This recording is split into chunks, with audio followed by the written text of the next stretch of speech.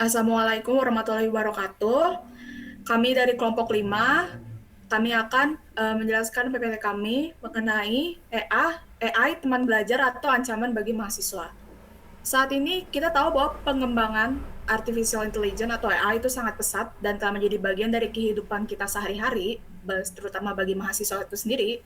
Oleh karena itu, kami ingin membahas bagaimana AI ini mempengaruhi cara mahasiswa belajar, bekerja, dan berpikir, serta apakah lebih banyak memberikan manfaat atau justru menimbulkan dampak negatif. Boleh next. Sebelum kita masuk ke pembahasan, izinkan saya memperkenalkan anggota dari kelompok saya sendiri. Yang pertama ada Jihan Koirunisa, lalu ada Frank Ricci, saya sendiri Sharon Anastasia, dan ada M. Zikran Bonia. Boleh next. Oke, untuk latar belakangnya sendiri, jadi perkembangan artificial intelligence itu kan telah mengubah cara mahasiswa dalam menjalankan aktivitas akademi. Yang dulu tuh mahasiswa itu mencari informasi secara manual, melalui buku, ataupun juga jurnal.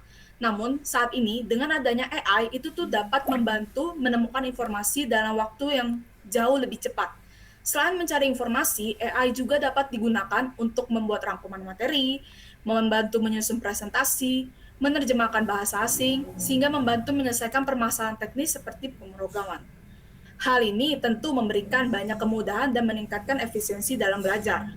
Namun, di sisi lain, jika digunakan secara berlebihan, mahasiswa itu menjadi terlalu berketergantungan terhadap AI, sehingga kemampuan berpikir kritis dan kreativitasnya itu menurun. Oleh karena itu, penting untuk memahami dampak positif dan negatif dari AI itu sendiri. Apakah AI itu benar-benar membantu mahasiswa berkembang dan belajar lebih efektif atau justru membuat mahasiswa terlalu bergantung pada teknologi? Boleh next. Selanjutnya akan dijelaskan oleh teman saya. Terima kasih Sharon, Jian, AI dalam kehidupan manusia. Jadi dalam gambar ini, AI saat ini sedang menjadi bagian dari kehidupan mahasiswa. Teknologi ini membantu dalam berbagai aktivitas, mulai dari mencari informasi, memahami materi, membuat rangkuman, hingga mengerjakan tugas. Selain itu, AI juga mau digunakan brainstorming ide, membuat presentasi, membantu coding, serta memperbaiki tata bahasa dalam penulisan. Dengan berbagai kemudahan tersebut, AI dapat meningkatkan produktivitas dan efisiensi mahasiswa. Namun, penggunaannya tetap harus bijak agar tidak mengurangi kemampuan berpikir, kritis, dan kreativitas. Selanjutnya akan dijelaskan oleh teman saya. Oke, baik di sini saya akan menyajikan dua contoh nyata dalam lapangan, di mana ini merupakan wawancara bersama mahasiswa. Kira-kira apa sih dampak dengan adanya AI ini bagi kehidupan sehari-hari mereka?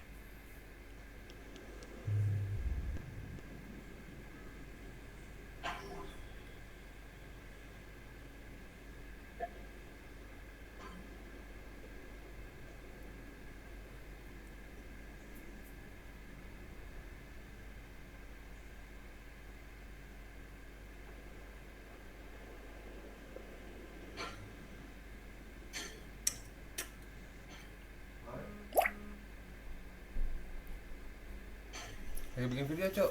Lagi bikin video apa? Video apa? SG. Oke, next di sini kira-kira dengan adanya AI itu apakah membantu atau malah mengancam di masa depan bagi kehidupan manusia?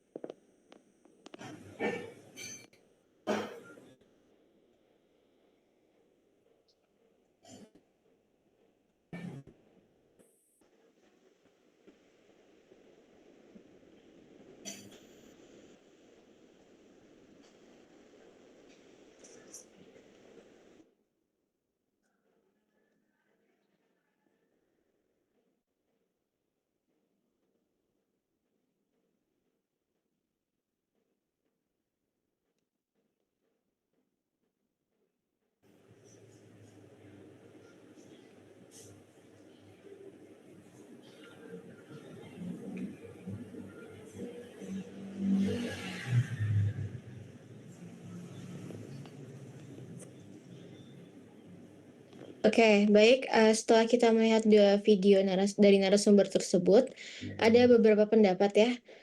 Kita dapat melihat kalau misalnya pandangan orang-orang terhadap adanya artificial intelligence atau AI ini masih sangat beragam. Nah, ada yang menganggap AI itu sangat membantu dalam proses belajar dan bekerja, namun ada juga yang khawatir akan adanya AI ini dapat memberikan dampak negatif berkepanjangan untuk di masa depan. Nah, untuk dari sisi positifnya sendiri itu, tadi, AI dapat membantu mahasiswa mencari informasi lebih cepat, membuat rangkuman materi, membantu menyelesaikan tugas, serta meningkatkan produktivitas. Nah, dengan AI sendiri, mahasiswa dapat menghemat waktu dan lebih fokus pada pemahaman konsepnya. Namun, di sisi lain, menggunakan AI yang berlebihan juga memiliki risiko. Ketergantungan terhadap AI dapat mengurangi kemampuan berpikir kritis, kemampuan menyelesaikan masalah secara mandiri, selain itu, dapat kekhawatiran terkait plagiarisme dan berkurangnya keaslian karya dari kreativitas kita sendiri. Nah, berikut saya sajikan statistik penggunaan AI ini untuk memperkuat argumen dari pembahasan sebelumnya. Nah, pertama itu ada tingkat adopsi AI secara global mencapai sekitar 95%. Angka ini menunjukkan bahwa hampir seluruh mahasiswa telah menggunakan AI dalam berbagai aktivitas akademik, mulai dari cari referensi atau membantu proses belajarnya. Lalu yang kedua ada sekitar 86% mahasiswa menggunakan AI untuk membantu menyelesaikan tugas.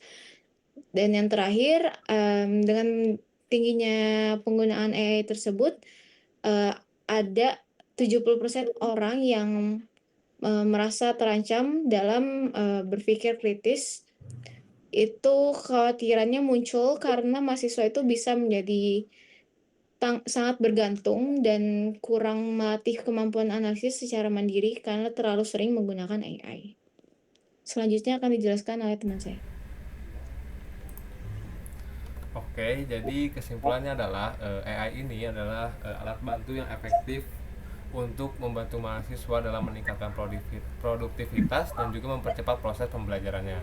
Namun, efisiensi dari AI ini juga harus dikembangi atau dibarengi dengan integritas akademik agar kualitas pemikiran tidak tergerus. AI akan menjadi teman belajar yang ideal jika digunakan untuk eksplorasi dan memperdalam pemahaman, bukan sebagai jalan pintas untuk meniadakan proses.